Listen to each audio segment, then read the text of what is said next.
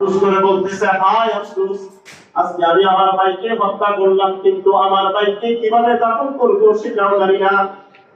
যদি আমি একটা কাকের সমতুল্য হতে পারতাম। কাকে থেকে আফসোস করতেছে যে আমার ভাইকে তো হত্যা করে ফেললাম, কিন্তু দাফন করবো কিভাবে এটা আমার জানা।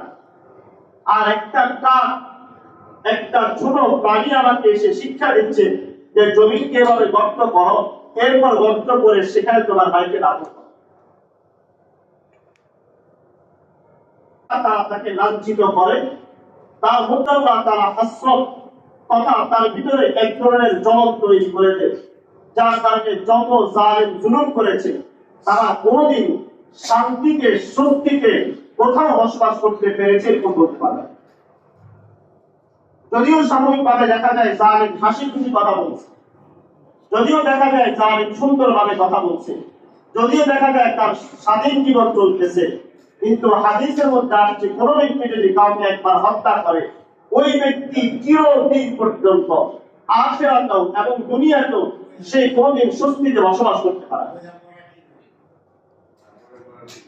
এই জন্য দেখা যায় আমরা জালেম বহু দেখেছি, এরা যদিও দেখা যায় এই দেশে নাই, বিভিন্ন রাষ্ট্রে আছে, কিন্তু জালের ভয় এখনো পর্যন্ত তারা ঘর থেকে বের হওয়ার সাহস হয় না। আল্লাহ তাআলা সর্বপ্রথম পৃথিবীতে কবর কিভাবে গর্ত করতে হবে, কিভাবে খনন করতে হবে, এটা আল্লাহ রাব্বুল আলামিন এই আমিনকে একটা কাজের মাধ্যমে শিখিয়ে দিলেন। তো এই ছিল পৃথিবীর সর্বপ্রথম কুরবানি, যেটা আল্লাহ রাব্বুল আলামিন তার এই দুই বান্দা হাবিল এবং কাবিলের মাধ্যমে শুরু করলেন।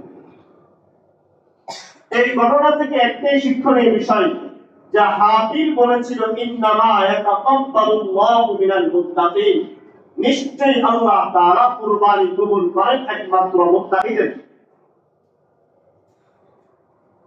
আল্লাহ তাআলা বলেন, ইয়ারা আল্লাহু লাহুল মুহা